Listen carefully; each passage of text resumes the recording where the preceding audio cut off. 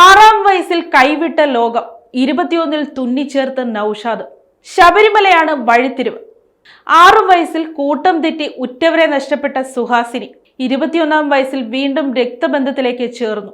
ശബരിമല ഡ്യൂട്ടിക്കിടെ നടത്തിയ അന്വേഷണമാണ് വഴിത്തിരിവായത്. 2010-ൽ മലപ്പുറം താനൂരിൽ ജോലി ചെയ്യുന്ന അമ്മയെ കാണാനെന്ന വാശിപിടുത്തം സുഹാസിനിയെ കേരളത്തിലേക്ക് കൊണ്ടുവന്നപ്പോൾ തിരൂരിൽ കൂട്ടം തെറ്റി. പോലീസിന്റെ കയ്യിൽപ്പെട്ട അവൾ ശിശുക്ഷേമ സമിതിയുടെ സംരക്ഷണയിലായി. മുത്തച്ഛന്റെ പേര് മഞ്ജുനാഥ്, അമ്മയുടെ പേര് പാഞ്ചാലി എന്നറിയാമായിരുന്നെങ്കിലും മറ്റൊരു വിവരവും ലഭിക്കാത്തതിനാൽ അന്വേഷണം നിലച്ചു. Kozhikode children's home, Vengara Rose Manor children's home, തുടർന്ന് കോഴിക്കോട് മഹിളാ മന്ദിരം, ഇവിടങ്ങളിലൂടെയാണ് സുഹാസിനിയുടെ ജീവിതം നീങ്ങിയത്. പ്രൊഫഷണൽ കോഴ്സിൽ പഠിച്ചുകൊണ്ടിരിക്കെ ബന്ധുക്കളെ കാണണമെന്നുള്ള മോഹം അവൾ മഹിളാ മന്ദിരം അധികൃതരോട് പങ്കുവച്ചു. വാർത്ത പത്രങ്ങളിൽ വന്നപ്പോൾ പൂക്കോട്ടുപാടം സ്റ്റേഷനിലെ senior civil police officer KT നൌഷാദിന്റെ ശ്രദ്ധയിൽപ്പെട്ടു. സുഹാസിനിക്ക് ബന്ധുക്കളെ കണ്ടെത്തണമെന്ന പ്രതിജ്ഞയോടെ നൌഷാദ് അന്വേഷണം തുടങ്ങി.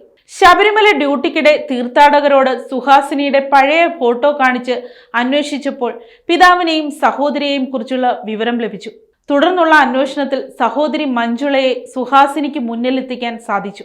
വർഷങ്ങൾക്ക് ശേഷം നഷ്ടപ്പെട്ട രക്തബന്ധം തിരിച്ചു കിട്ടിയപ്പോൾ കണ്ണു നിറഞ്ഞ സുഹാസിനി, സാറാണിപ്പോൾ എൻ്റെ ദൈവം എന്ന് കൈകൂപ്പി നന്ദി രേഖപ്പെടുത്തി.